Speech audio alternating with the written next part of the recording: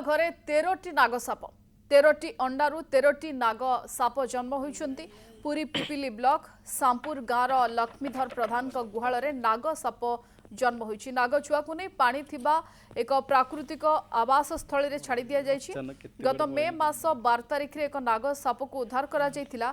Shop सह किछि अंडा भी उद्धार करथिले स्नेक हेल्पलाइन सदस्य।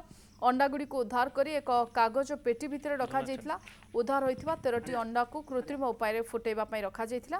आज से 13टी जाक अंडारू छुआ बाहरिथिबा देखबा मिलुछि।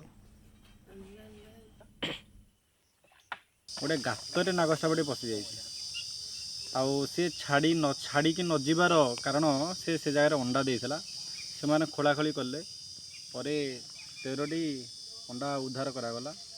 तापरे नागसाप को भी उद्धार करागला।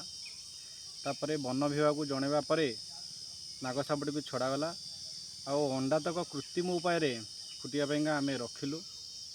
आज विगत 50 ରୁ 53 दिन भितर अंडार छुआ फुटी से जो जगार बंची पारे से जगार छड़ागला।